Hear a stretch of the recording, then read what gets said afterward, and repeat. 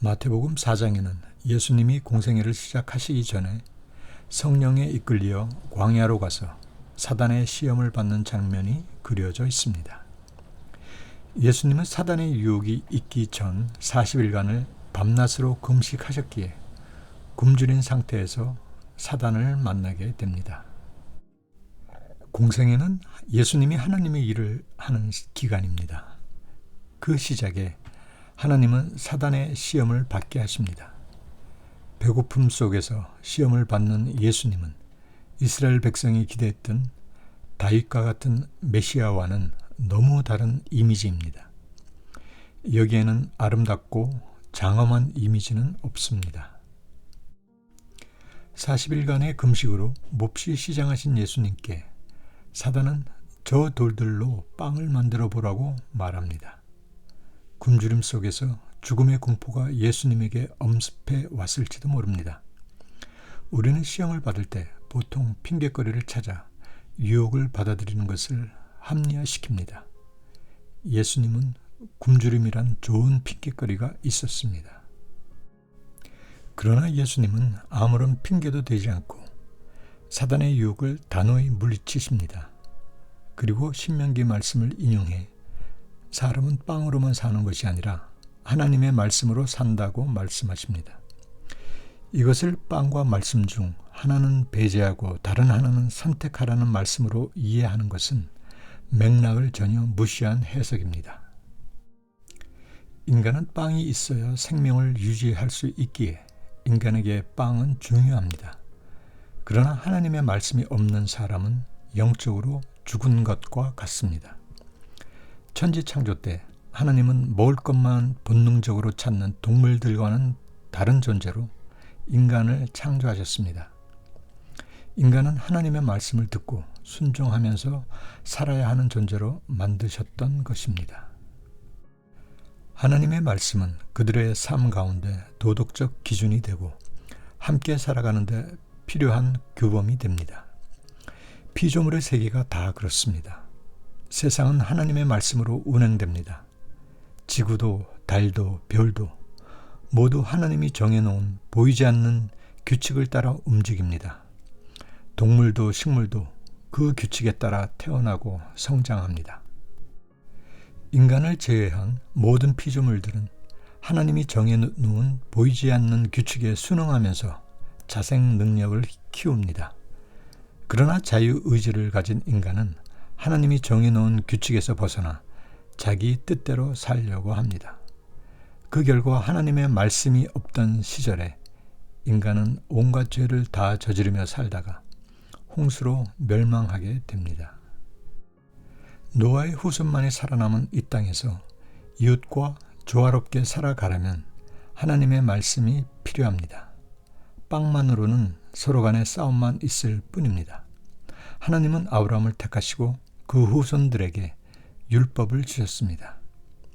그리고 그들에게 사람이 빵으로만 사는 것이 아니라 하나님의 말씀으로 사는 것이라고 가르치십니다. 이것은 빵과 말씀 중 어느 것이 더 중요하냐의 문제가 아니라 빵이 있다고 세상의 모든 문제가 해결되는 것이 아니라는 것입니다. 세상은 먹거리가 풍부한 풍요로운 삶에 최고의 가치를 두지만 인간은 그것에 만족하지 않습니다. 그리고 사단은 그런 인간의 감정을 자극하여 계속해서 더 많은 욕심을 내도록 부추깁니다. 사단은 지금의 풍요에 안주하지 말고 더 성공하고 더 성장해서 세상을 지배하라고 유혹합니다. 그 길을 쫓다 보면 결국 교회든 세상 사람이든 피라미드 정점에 올라가기 위해 다른 사람을 짓밟게 됩니다. 그것이 사단이 원하는 것이지요. 인간은 풍요로울 때 더 하나님을 멀리합니다. 그것을 염려하신 하나님은 가나안 땅에 들어가기 전에 이스라엘에게 당부합니다. 가나안 땅에 들어가서 배부르고 소유가 다 풍부하게 될 때에 내 하나님을 잊지 않도록 하라라고 주의를 주십니다. 가나안 땅에 들어간 이스라엘은 가나안 사람들의 풍요로운 삶을 목격합니다. 광야 생활을 끝내고 가나안 땅에 정착한 그들도 풍요를 경험합니다. 그 풍요에 매료된 그들은 풍요의 신인 바알과 아세라를 섬깁니다. 그래서 그들은 하나님을 잊고 더 많은 산당을 지으면서 계속해서 바알과 아세라를 섬깁니다.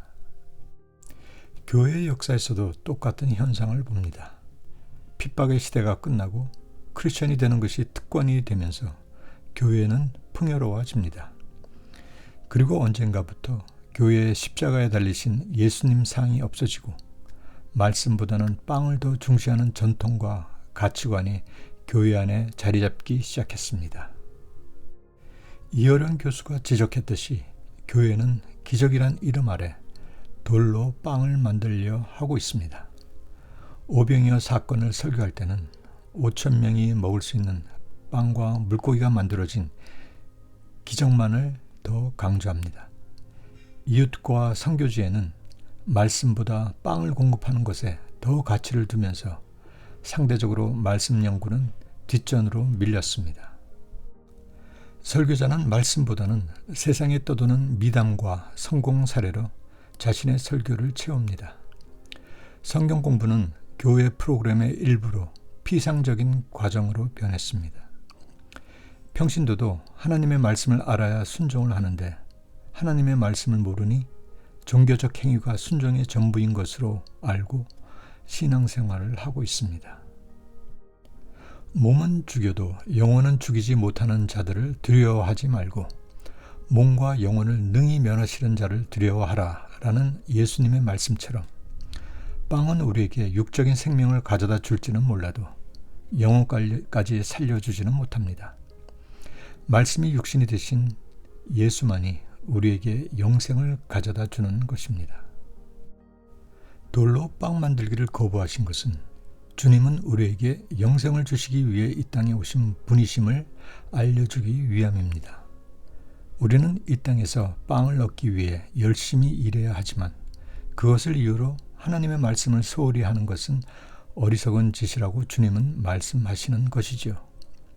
아울러 사단은 언제나 말씀보다 빵을 강조하면서 우리를 유혹한다는 사실도 잊지 말아야겠습니다.